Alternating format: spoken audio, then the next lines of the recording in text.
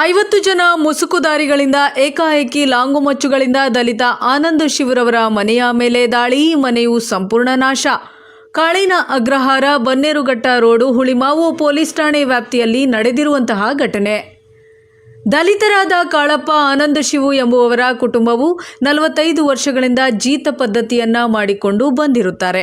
ಶನಿವಾರ ರಾತ್ರೋರಾತ್ರಿ 50 ಜನ ಮುಖಕ್ಕೆ ಮಾಸ್ಕ್ ಹಾಕಿಕೊಂಡು ಏಕಾಏಕಿ ಲಾಂಗು ಮಚ್ಚುಗಳನ್ನ ಹಿಡಿದು ಕಾಳಪ್ಪ ಆನಂದ್ ಶಿವರವರ ಮನೆಯನ್ನ ಧ್ವಂಸ ಮಾಡಿ ಹೋಗಿರುವಂತಹ ಘಟನೆ ನಡೆದಿದೆ.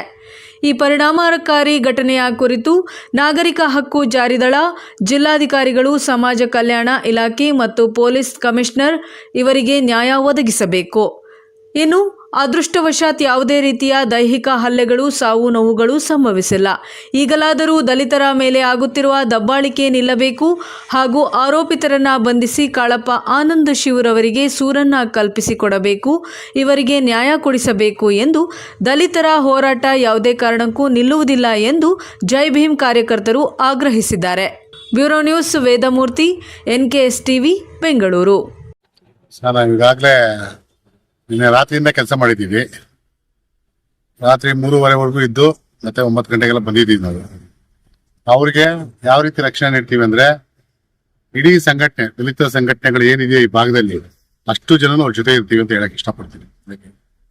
ಎರಡನೇ ವಿಚಾರ ಏನಂದ್ರೆ, ಅವ್ರಿಗೆ ಪೊಲೀಸಿಂದ ಏನಾದ್ರೂ ಅನ್ಯಾಯ ಆಗ್ಲಿ, ಬೇರೆ ಉಳ್ಳವರ ಅವರಿಂದನೂ ಅನ್ಯಾಯ ಆಗ್ಲಿ, ಅವ್ರ ಪರವಾಗಿ ಇಡೀ ದಲಿತ ಸಮುದಾಯ ಅವ್ರ ಪರವಾಗಿ ಇರುತ್ತೆ. ಅವ್ರು ಮಾಡಿರೋದು ಹೆಂಗಿದೆ ಅಂದ್ರೆ, ತಿನ್ನೋ ಅನ್ನಕ್ಕೆ ಮಣ್ಣು ಕಲ್ಲು ಎಲ್ಲ ಕಲಸಿ ಹಾಕಿದ್ದಂಗಿದೆ. ಇದು ಒಳ್ಳೆ ನಾಗರಿಕ ಬೆಳವಣಿಗೆ ಅಲ್ಲ ಸರ್. ದುಡ್ಡು ಕಾಸು ಯಾರು ಬೇಕಾದ್ರೂ ಸಂಪಾದನೆ ಮಾಡ್ತಾರೆ, ಯಾವ ರೀತಿ ಬೇಕಾದ್ರೂ ಮಾಡ್ತಾರೆ. ಕಾಳಪ್ಪನವ್ರ ಕುಟುಂಬ ಬಂದೇಟಿಗೆ ಹಂಗೆ ತಳ್ತಾರೆ, ಹಂಗೆ ಹಿಡ್ಕೊಂಡು ಹೊಡಿತಾರೆ. ಸುಮಾರು 50 ಜನ ಇಲ್ಲಿ, ಅಲ್ಲಿ 50 ಜನ, ಸುಮಾರು 100 ಜನ, 50 ಜನಕ್ಕೆ ಕೊಟ್ಟಿದ್ದೀವಿ. ಅಲ್ಲಿದ್ದು ನೋಡಿಲ್ಲ ನಾವು, ಅಲ್ಲಿದ್ದು ಬಿಟ್ಟು ಜನ ಅಲ್ಲಿದ್ದು ಬಿಟ್ಟು 50 ಜನ ನಮ್ಮನ್ನು ಓಡಿದ್ರು, ಬೈದು ಲಾಂಗ್ ಸ್ವಾಮಿ ಕತ್ತಿ ಹಿಂಗೆ ಇಕ್ತಾರ ನೋಡಿ ಸ್ವಾಮಿ, ತೋರ್ಸ ಲಾಂಗ್ಳು ಇಲ್ಲಿ ಇಕ್ತಾರ. ಕಚ್ಬಿಡ್ತೀನಿ ನಾನು ಮಗನೇ, ಕಾಲು ಹಿಡ್ತೀನಿ, ಕಾಲಾಗೆ ಓದಿದ್ದಾರೆ ಸ್ವಾಮಿ. ಕಾಲು ಹಿಡ್ದು ಬೇಡ ಸ್ವಾಮಿ ಅಂತ ಕಾಲು ಹಿಡ್ತೀನಿ, ಕಾಲಾಗೆ ಓದಿದ್ದಾರೆ ಸ್ವಾಮಿ. ನಾವು ಏನು ಮಾಡಲಿ ಸ್ವಾಮಿ? ತಮ್ಮ ಹೆಸರಣ್ಣ? ನಿಮ್ಮ ಹೆಸರು? ಕಾಳಪ್ಪ. ಕಾನೂನು ಯಾರ ಕೈಯಲ್ಲಿ ಕೊಡ್ತಾರೆ, ಕಾನೂನು ಸಚಿವರು ಯಾರಾಗಿರ್ತಾರೆ ಅನ್ನೋದು ತುಂಬಾ ಮುಖ್ಯವಾದದ್ದು. ನಾವು ಅಧಿಕಾರ ಸ್ವೀಕರಿಸಿದ ತಕ್ಷಣ ನಾವು ದಲಿತ ಉದ್ಧಾರ ಆಗ್ತೀವಿ, ಕಾನೂನು ಇಂಪ್ಲಿಮೆಂಟ್ ಆಗುತ್ತೆ ಅಂತ ನಂಬಲ್ಲ. ಆ ಕಾನೂನು ಸಚಿವರಾಗಿ ಅವ್ರೇನು ಸ್ವೀಕಾರ ಮಾಡಿದ್ದಾರೆ ಆದಾಗ ಖಂಡಿಸ್ಬೇಕು, ಈಗಲೇ ಕೂಡಲೇ ಹೋಗಿ ಸ್ಪಂದಿಸ್ಬೇಕು. ಅದು ಅವರಲ್ಲಿಲ್ಲ. ಯಾಕಂತ ಹೇಳಿದ್ರೆ ಇಲ್ಲಿರೋಂತ ಬಲಾಢ್ಯರು ಅವರ ಪಕ್ಷದ ನಾಯಕರುಗಳೇ ಆಗಿರೋದ್ರಿಂದ ನಮಗೆ ನ್ಯಾಯದ ಬಗ್ಗೆ, ಅನ್ಯಾಯದ ಬಗ್ಗೆ ಬಹಳ ಕಾಳಜಿ ಇದೆ. ಅದೇ ನ್ಯಾಯನ ಕೋರಿ ನಾವು ಅಲ್ಲಿ ಹೋಗ್ತಾ ಇದೀವಿ ಅಂತ ಹೇಳಿದ್ರೆ ಅವ್ರ ಮೇಲೆ ಅನುಮಾನ ಬರುತ್ತೆ. ಯಾಕೆ ಅಂತ ಹೇಳಿದ್ರೆ ಪ್ರಭಾವಿಗಳು ಈ ಕ್ಷೇತ್ರದಲ್ಲಿ ಇರೋದ್ರಿಂದ, ಪ್ರಭಾವಿಗಳ ಒಂದು ಕೈ ಹಿಡಿತದಲ್ಲಿ ಇಲಾಖೆ ಇರೋದ್ರಿಂದ ಈ ರೀತಿ ಘಟನೆಗಳು ನಿರಂತರವಾಗಿ ನಡೀತಾನೆ ಇರುತ್ತೆ. ಈಗ ಉದಾಹರಣೆಗೆ ಇಷ್ಟೆಲ್ಲ ಆಗಿ ರಾತ್ರಿನಿಗೆ ಅಟ್ರಾಸಿಟಿ ಕಾಯ್ದೆ ಏನ್ ಹೇಳ್ತಾ ಇದೆ, ಈಗ ಸುಪ್ರೀಂ ಕೋರ್ಟ್ ಅಲ್ಲಿ ಕೂಡ ಹೇಳಿದ್ದು ಅದೇ ಅಲ್ವಾ, ಯಾವುದೇ ಒಂದು ಕಂಪ್ಲೇಂಟ್ ಬಂದಿದ್ದ ತಕ್ಷಣ ಕೂಡಲೇ ಅವ್ರನ್ನ ಬಂಧಿಸಿ ಆಮೇಲೆ ತನಿಖೆ ಮಾಡಿ ಅಂತ ಹೇಳಿರೋದು. ಇವ್ರು ಮಾಡ್ತಾ ಇಲ್ಲ. ಈಗ ನಾವೆಲ್ಲ ಇಷ್ಟು ಜನ ರಾತ್ರಿ 3:30 ಗಂಟೆವರೆಗೂ ಕಾದು ಎಲ್ಲಾ ರೀತಿ ನಾವು ಕೆಲಸ ಮಾಡಿ ಈಗಲೂ ಬಂದು ಮಾಜೂರು ಮಾಡೋಗಿ ಈಗ ಯಾರನ್ನೋ ಒಬ್ಬರನ್ನ ಕಳಿಸಿ ಬಂಧಿಸುವಂತ ಕೆಲಸ ಮಾಡ್ತಾ ಇದಾರೆ. ಆದಷ್ಟು ಬೇಗ ದಲಿತರು ಎಚ್ಚೆತ್ಕೊಳ್ಬೇಕು, ಈ ದೇಶದ ಬಹುಜನರು ಬಡವರು ಎಚ್ಚೆತ್ಕೊಳ್ಬೇಕು. ಎಚ್ಚೆತ್ಕೊಂಡು ಕಾನೂನನ್ನ ಪಡಿಯೋದಲ್ಲ, ನಾವು ಕೇಳಬೇಕು. ಕಾನೂನು ಅನ್ನೋದು ನಾವು ಹಕ್ಕು, ಅದನ್ನ ಈ ರೀತಿ ಮಾಡಿ ಅಂತ ಕೇಳೋದನ್ನ ನಾವು ಕಲಿಬೇಕು ಅಂತ ಅದ್ರ ಘಟನೆ ಯಾವಾಗ ನಡೀತದೆ? ಶನಿವಾರ ನೈಟ್ ನಡೀತದೆ. ಅಂದ್ರೆ ಅರ್ಥ ಏನು? ಇವತ್ತು ಭಾನುವಾರ ರಜಾ ಇರ್ತದೆ, ಯಾವುದೇ ಕಾರಣಕ್ಕೂ ಅಧಿಕಾರಿಗಳು ಕೆಲಸ ಮಾಡಕ್ ಬರಲ್ಲ ಅಥವಾ ಇನ್ನೊಬ್ರು ಕೆಲಸ ಮಾಡಕ್ಕಲ್ಲ. ಇವ್ರನ್ನ ಆಟೋಮೆಟಿಕ್ಲಿ ನಾವೇನ್ ಮಾಡ್ತೀವಿ, ಈ ಜಾಗದಿಂದ ನಾವು ತೆರವುಗೊಳಿಸಬಹುದಕ್ಕೆ ಎಲ್ಲ ರೀತಿಯಾದಂತ ಅವಕಾಶಗಳನ್ನ ಇಟ್ಟುಕೊಂಡು ಇದಕ್ಕೆ ಪ್ಲಾನ್ ಮಾಡ್ತಾ ಇರೋದು. ಮೂಲ ಕಾರಣ ಏನು? ಕೃತ್ಯ ಮಾಡೋದಕ್ಕಿಂತ ಮೊದಲಾಗಿ ಕೃತ್ಯಕ್ಕೆ ಪ್ರೇರೇಪಣೆ ಕೊಟ್ಟಂತ ವ್ಯಕ್ತಿಗಳನ್ನ ಆದಷ್ಟು ಬೇಗ ಬಂಧಿಸಬೇಕಾಗ್ತದೆ. ಯಾಕೆಂದ್ರೆ ನಿನ್ನೆ ನೈಟು 10:00ವರೆಗೆ FIR ಆಗಿರುವಂತದ್ದು ಅಟ್ರಾಸಿಟಿ 313C ಅಟ್ರಾಸಿಟಿ ಕೇಸ್ ದಾಖಲೆ ಆಗಿದೆ. ಆದ್ರೆ ಇದುವರೆಗೂ ಕೂಡ ಮೂಲ ಕಾರಣ ಇವು ಅವ್ರನ್ನ ಬಂಧಿಸುವಂತ ಪ್ರಯತ್ನಗಳನ್ನೇ ಮಾಡಿಲ್ಲ. ಸೆಕ್ಷನ್ 18A ಸೆಕ್ಷನ್ ಏನ್ ಹೇಳುತ್ತೆ, FIR ಆಗಿದ ತಕ್ಷಣ ಇಮಿಡಿಯೇಟ್ಲಿ ನೀವು ಅರೆಸ್ಟ್ ಮಾಡಬೇಕು, ತನಿಖೆ ಆಮೇಲೆ ಮಾಡಿ ಅಂತ ಹೇಳುತ್ತೆ. ಆದ್ರೆ ಯಾವುದೇ ಕಾರಣಕ್ಕೂ ಪೊಲೀಸ್ ಇಲಾಖೆಯಲ್ಲಿ ಇದುವರೆಗೂ ಕೂಡ ಆ ರೀತಿಯಾದಂತಹ ಕ್ರಮಗಳು ಜರುಗ್ತಲ್ಲ. ನಮಗೊಂದು ಆಶಾಭಾವನೆ ಇರುವಂತದ್ದು ಏನು ಅಂತ ಹೇಳಿದ್ರೆ, ಈ ಭಾಗದ DCP ಸಾಹೇಬರು, ನಾರಾಯಣ ಸಾಹೇಬರು ಇರೋದ್ರಿಂದ ಸಮುದಾಯಕ್ಕೆ ಒಂದಷ್ಟು ಒಳ್ಳೆ ರೀತಿಯಲ್ಲಿ ಕೆಲಸ ಮಾಡ್ತಾರೆ, ಒಂದಷ್ಟು ನ್ಯಾಯ ಕೊಡಿಸ್ತಾರೆ ಅನ್ನೋ ಒಂದೇ ಒಂದು ಆಶಾಭಾವನೆಯಿಂದ ನಾವಿದ್ದೇವೆ. ಅದನ್ನು ಕೂಡ ಈಗಾಗಲೇ ನಮ್ಮ ಅನೇಕ ನಾಯಕರು ಕೂಡ ಮಾತಾಡಿದ್ದಾರೆ. ಈಗಾಗಲೇ ಅವರು ಬೆಳಿಗ್ಗೆ ACP ಸಾಹೇಬರೆಲ್ಲ ಬಂದಿದ್ದಾರೆ.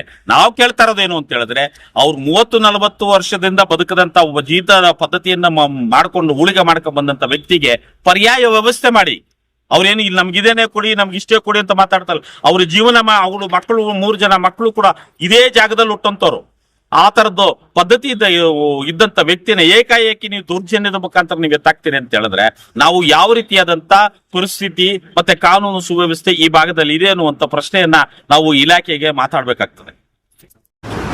ಸರ್, ನನ್ನ ಹೆಸರು ಶುಭ ಅಂತ, ಕಾಳಪ್ಪ ಮಗ. ನಮ್ಮ ತಂದೆ ಬಂದು 45 ವರ್ಷ ಆಯಿತು. ಮುಂಚೆ ಅಲ್ಲಿ ಅಜ್ಮೀರ ಗೇಟಲ್ಲೇ ಮನೆ ಇದ್ದಿದ್ದು. ಅಲ್ಲಿ ಬಂದಾಗ ನಮ್ಮ ಓನರು ಸಂಬಳ ಏನೂ ಕೊಡಲಿಲ್ಲ. ಇಲ್ಲೇ ಇದ್ಕೋ, ಇಲ್ಲೇ ಇದು ಮಾಡು, ಕೊನೆಯದಾಗಿ ನಿನಗೆ ಜಾಗ ಕೊಡ್ತೀನಿ ಅಂತ ಹೇಳಿದರು. ಅಲ್ಲೇ ನಾವು ಮಕ್ಕಳು ಮರಿ ಎಲ್ಲ ಇಲ್ಲೇ ಹುಟ್ಟಿದ್ದು, ಬೆಳೆದಿದ್ದು, ಇಲ್ಲೇ ಓದಿದ್ದು. ನಾವು ಮಕ್ಕಳು ಮರಿ ಸ್ವಲ್ಪ ದೊಡ್ಡವರಾದ್ಮೇಲೆ ನಾವು ಹೋಗಿ ಅಲ್ಲಿ ಕೆಲಸ ಮಾಡಿಕೊಂಡು ಸುಮಾರು ಒಂದು 15-20 ವರ್ಷ ನಾನು ಕೆಲಸ ಮಾಡಿದ್ದೀನಿ. ಮಕ್ಕಳು ನಮ್ಮೆಲ್ಲರೂ ಅವರಲ್ಲೇ ಕೆಲಸ ಮಾಡಿದ್ದೀವಿ. ಅಲ್ಲಿಂದ ತಂದು ನಮ್ಮ ಶ್ರೀನಿವಾಸ ಓನರ್ ಅವರು ಇಲ್ಲಿಗೆ ತೊಗೊಬಂದು, ಅಲ್ಲಿ ಅಜ್ಮೀರ ಅಪಾರ್ಟ್ಮೆಂಟ್ ಆದಮೇಲೆ ಇಲ್ಲಿಗೆ ತೊಗೊಬಂದರು. ಶಿಫ್ಟ್ ಮಾಡಿ ಇಲ್ಲೇ ಇದ್ಕೊಳ್ರಿ ನೀವು ಅಂತ ಹೇಳಿದ್ರು. ನಾವು ಆಯಿತು, ಇಲ್ಲಿ ನಮಗೆ ಜಾಗ ಕೊಟ್ಟಿದ್ದಾರಲ್ಲ ಅಂತೇಳಿ ಮನೇನೂ ಕಟ್ಕೊಟ್ರು ಅವರೇನೆ. ಅಲ್ಲಿ ಇದ್ಕೊಂಡ್ವಿ. ಅವರು ಸಡನ್ನಾಗಿ ನಮ್ಮ ಶ್ರೀನಿವಾಸ್ ಅವರು ಡೆತ್ ಆದಮೇಲೆ ವರುಣ್ ಅವರು ಏಕಾಏಕಿ ಬಂದು ನೀವು ಖಾಲಿ ಮಾಡಿರಿ, ನಿಮಗೆ ಈ ಜಾಗ ಗೊತ್ತ, ತಂದೆ ಸತ್ತೋದ್ಮೇಲೆ ಕೊಡಲ್ಲ ನಿಮಗೆ ಜಾಗ, ಏನಕ್ಕೆ ಕೊಡಬೇಕು ಅಂತೇಳಿ ಏಕಾಏಕಿ ಶಬ್ದಗಳಲ್ಲಿ ಬೈದು ನಮ್ಮ ಅಣ್ಣವ್ರನ್ನೆಲ್ಲ ಹೊಡೆದು, ನಮ್ಮ ತಂದೆಯವ್ರನ್ನೆಲ್ಲ ಹೊಡೆದು ಮನೆಯೆಲ್ಲ ಬೀಳ್ಸಿ ಹೋಗ್ಬಿಟ್ಟಿದ್ದಾರೆ ಸರ್. ಅಂದರೆ ದಾಸು ಅವರು ಬಡ್ಡಿಗೆ ದುಡ್ಡು ಕೊಟ್ಟು, ನಮ್ಮ ಅಪ್ಪನಿಗೆ ಕಷ್ಟದಲ್ಲಿದ್ದಾಗ ಬಡ್ಡಿಗೆ ದುಡ್ಡು ಕೊಟ್ಟು, ಆಮೇಲೆ ಇವ್ರ ಕಡೆ ಸೇರಿಕೊಂಡು ಬಡ್ಡಿ ಕೊಡು, ನಮ್ಮ ಅಕ್ಕ ನಿಮ್ಮ ಮನೇಲಿರೋ ಹೆಣ್ಮಕ್ಳನ್ನೆಲ್ಲ ಕಳಿಸು, ಆ ಥರ ಎಲ್ಲ ಹುಚ್ಚು ಶಬ್ದಗಳಲ್ಲೆಲ್ಲ ಬೈತಾರೆ. ಈ ಕೊಟ್ಟಿಗೆರೆ ಪ್ರಭಾಕರ್ ಅನ್ನೋರು, ನಾನು ಇಡೀ ಸ್ಟೇಷನ್ ಬುಕ್ ಮಾಡ್ಕೊತೀನಿ, ಕೋರ್ಟ್ ಜಡ್ಜೇ ಬುಕ್ ಮಾಡ್ಕೊತೀನಿ, ನೀನೇನು ಮಾಡ್ಕೊತೀಯ, ಎಲ್ಲೋದ್ರೂ ನೀನೇನು ಮಾಡ್ಕೊಳಕ್ಕಾಗಲ್ಲ, ಎಲ್ಲಿ ಹೋಗ್ತೀಯ ಹೋಗು ಅಂತ ಬೆದರಿಕೆ ಹಾಕ್ತಾರೆ ಸರ್. ಸ್ಟೇಷನ್ಗೆ ಬಂದರೆ ರೌಡಿ ಥರ ಶರ್ಟ್ ಎಲ್ಲ ಬಿಚ್ಬಿಟ್ಟು ರೌಡಿ ಥರ ಕೂತ್ಕೊಂತಾರೆ ಸರ್. ಹಿಂಗೆ ಪೊಲೀಸ್ ಇಲಾಖೆ ಏನು ಮಾಡ್ತಿದೆ ಅಂತ, ಪೊಲೀಸ್ ಇಲಾಖೆಯವರು ಬರ್ತಾರೆ, ಏನಾದರೂ ಗಲಾಟೆ ಆದಾಗ ಬರ್ತಾರೆ, ನಿಲ್ಲಿಸ್ತಾರೆ, ಹೋಗ್ತಾರೆ ಅಷ್ಟೇ ಸರ್. ಇವ್ರು ಪ್ರಭಾಕರ್ ಅವ್ರು ಬರ್ತಾರೆ, ಏನಾದರೂ ಹೇಳ್ತಾರೆ, ಹೋಗ್ತಾರೆ ಅಷ್ಟೇ ಸರ್. ಈಗ ಏಕಾಏಕಿ ನುಗ್ಗಿ ಈಗ ಎಲ್ಲ ಮಕ್ಕಳನ್ನೆಲ್ಲ ಹೊಡೆದು ರಾತ್ರಿ 10 ನಿಮಿಷಕ್ಕೆ ಮನೆ ಎಲ್ಲ ತಳ್ಬಿಟ್ರು ಸರ್. 50 ಜನ ಸರ್, ಎಲ್ಲ ಕುಡ್ದಿದ್ದಾರೆ, ಎಲ್ಲ ಮಚ್ಚು, ಇಷ್ಟುದ್ದ ಮಚ್ಚು ಸರ್, ಎಲ್ಲ ಲಾಂಗ್ ಎತ್ಕೊಬಂದು ಎಲ್ಲ ಕತ್ತಲಿಕ್ಕಿ ಎಲ್ಲ ಹೊಡೆದು ಅನ್ಯಾಯ ಮಾಡೋಗ್ಬಿಟ್ಟಿದ್ದಾರೆ ಸರ್. ತಮ್ಮ ಹೆಸರು? ಆನಂದ್ ಸರ್, ಕಾಳಪ್ಪ ಅವ್ರ ಮಗ. ಈ ಘಟನೆ ಬಗ್ಗೆ ಹೇಳ್ಬೇಕಾದ್ರೆ, ಇವತ್ತು ಸರಿಯಾದ ಪ್ರಮಾಣದಲ್ಲಿ ಪೊಲೀಸ್ ಇಲಾಖೆ ಆಗ್ಲಿ, ರೆವಿನ್ಯೂ ಇಲಾಖೆಯಲ್ಲಾಗ್ಲಿ ಕೆಲಸ ಮಾಡಿದ್ರೆ ದಲಿತರ ಮೇಲೆ, ಬಡವರ ಮೇಲೆ ದೌರ್ಜನ್ಯಗಳು ನಡೆಯೋದಿಲ್ಲ. ಪೊಲೀಸ್ ಅವ್ರು ಏನ್ ಮಾಡ್ತಾರೆ, ಬಡವರ ಪರವಾದ ಸರಿಯಾದ ರೀತಿಯಲ್ಲಿ ನ್ಯಾಯ ಕೊಡ್ದಿರ ಇರೋ ಕಾರಣದಿಂದ ಬಲಾಢ್ಯರು ಏನ್ ಮಾಡ್ತಾರೆ, ನಾವ್ ಮಾಡಿದ್ದೆಲ್ಲ ಸರಿ, ಏನ್ ಮಾಡಿದ್ರು ನಾವು ಜಯಿಸ್ಕೊಂಡ್ ಬರ್ತೀವಿ ಅನ್ನೋದು ಅವ್ರ ತಲೆಗೆ ಹೋಗ್ಬಿಟ್ಟಿದೆ.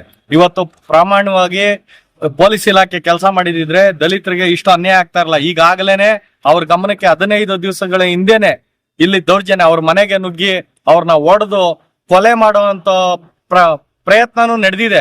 ಅದನ್ನ ಪೊಲೀಸ್ ಇಲಾಖೆ ಗಮನಕ್ಕೆ ತಂದ್ರೆ ಇವತ್ತವರೆಗೂ ಅವ್ರ ಮೇಲೆ FIR ಮಾಡಿಲ್ಲ. ಪೊಲೀಸ್ ಅವ್ರನ್ನ ಸಿಬ್ಬಂದಿನ ಇಲ್ಲಿ ಹಾಕಿ ಅವ್ರಿಗೆ ರಕ್ಷಣೆ ಕೊಡಿ, ಅವ್ರಿಗೆ ಪ್ರಾಣ ಬರದ ಹೆದರಿಕೆ ಇದೆ ಅಂದ್ರೂ ಅವ್ರು ಯಾವುದೇ ಕ್ರಮ ವಹಿಸಿಲ್ಲ. ಮೇಲ್ನೋಟಕ್ಕೆ ಎಲ್ಲೋ ಒಂದು ಕಡೆ ನಮ್ಗೆ ಅನ್ನಿಸ್ತದೆ ಪೊಲೀಸ್ ಇಲಾಖೆ ಇದರಲ್ಲಿ ಸಂಪೂರ್ಣವಾಗಿ ಬಲಾಢ್ಯರ ಜೊತೆಲಿ ಸೇರ್ಕೊಂಡಿದೆ ಅಂತೇಳಿ ಇವತ್ತು ಹೇಳೋದಕ್ಕೆ ನಾವು ಇಷ್ಟಪಡ್ತೀವಿ. ಯಾಕಂದ್ರೆ ಮೇಲ್ನೋಟಕ್ಕೆ ಕಂಡು ಬರ್ತಾ ಇದೆ. ಸಡ್ಡು ಇಲ್ಲೊಂದು ಮನೆ ಕಟ್ಟಿಸಿ ಮಾಡೋದಕ್ಕೆ ಎಲ್ಲ ತಯಾರಿ ಮಾಡಿಕೊಂಡು ನಾವು ನಿರಂತರವಾಗಿ ಅವ್ರ ವಿರುದ್ಧ ಹೋರಾಟಗಳನ್ನು ಮಾಡ್ತಾನೆ ಇರ್ತೀವಿ. ಅದಕ್ಕೆಲ್ಲ ನಾಯಕರ ಸಮ್ಮುಖದಲ್ಲಿ ನಾವು ಅವ್ರಿಗೆ ನ್ಯಾಯ ಸಿಗೋವರೆಗೂ ಹೋಗೋದಿಲ್ಲ. ಈಗಾಗಲೇ ಸುಮಾರು ನಾಯಕರುಗಳು ಗಮನಕ್ಕೆ ಹೋಗಿದೆ, ಅವ್ರಿಗೆ ಕೇಳ್ತಾ ಇದ್ದಾರೆ. ನಾವು ಅವರೆಲ್ಲ ಕೇಳೋದೆಲ್ಲ ಒಂದೇ, ನೀವು ಸಮುದಾಯದ ಪರ ಇರೋವಂಥವ್ರಾದ್ರೆ, ನೀವು ಪಕ್ಷದ ವಿರೋಧಿಗಳು ಥರ ಕೆಲಸ ಮಾಡೋದು ಆಗದೆ ಇದ್ದರೆ, ನೀವು ಸಮುದಾಯ ಯಾವುದೇ ಸಮುದಾಯ ಆಗಲಿ ಅವ್ರು ಬಡವರಾಗಿದ್ದಾಗ ಅವ್ರಿಗೆ ಸ್ಪಂದಿಸೋದು ನಮ್ಮ ಕರ್ತವ್ಯ, ಎದುರಿಸೋದು ನಮ್ಮ ಕರ್ತವ್ಯ. ನಾವು ಸ್ಪಂದಿಸಿ ಅವ್ರಿಗೆ ನ್ಯಾಯ ಕೊಡಿಸೋವಂಥ ಕರ್ತವ್ಯ ನಾವು ಮಾಡಬೇಕು. ಅದ್ರ ಪರವಾಗಿ ನಾವೆಲ್ಲರೂ ಇವ್ರ ಜೊತೆಲಿರ್ತೀವಿ.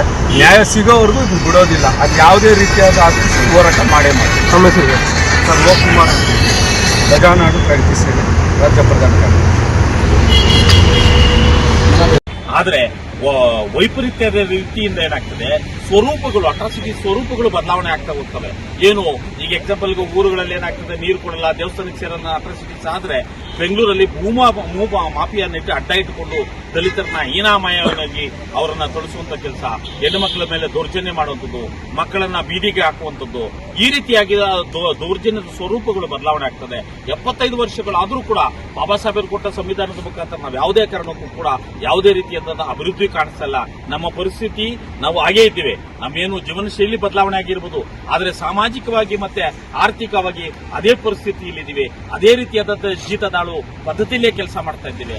ಈಗ ಎಕ್ಸಾಂಪಲ್ಗೆ ಇಲ್ಲಿ ನಾವು ಏನು ನೋಡಿದ್ದೇವೆ, ಇವರು 30-40 ವರ್ಷದಿಂದ ಇದೇ ಜಾಗದಲ್ಲಿ ಇದ್ರೂ ಕೂಡ ಏಕಾಏಕಿ ಬಂದು ಒಬ್ಬ ಮೂರನೇ ವ್ಯಕ್ತಿಗಳು ಬಂದು ಅವ್ರನ್ನ ಮನೆ ತಳ್ಳುವಂಥದ್ದು, ಹೆಣ್ಣು ಮಕ್ಕಳು ಇದ್ದಾರೆ ಅನ್ನುವಂಥ ಕನಿಷ್ಠ ಪ್ರಜ್ಞೆ ಇದ್ರೂ ಕೂಡ ಅವ್ರು ಆತರ ಮಾಡ್ತಾರೆ ಅಂತ ಹೇಳಿದ್ರೆ ನಮ್ಮ ಮೇಲೆ ಇನ್ನು ಯಾವ ರೀತಿ ದೌರ್ಜನ್ಯಗಳ, ನಮ್ಮ ಅದೃಷ್ಟ ಏನು ಅಂತ ಹೇಳಿದ್ರೆ ಅವರು ನಿನ್ನೆ ಈ ಮನೆಯಲ್ಲಿದ್ದ ವಾಸವಾಗಿದ್ದಂತ ಮಕ್ಕಳ ಮೇಲೆ ಯಾವುದೇ ಕಾರಣಕ್ಕೂ ದೈಹಿಕವಾಗಿ ಹಲ್ಲೆ ಮಾಡದೇ ಇರುವಂತದ್ದು ಒಂದು ಅದೃಷ್ಟ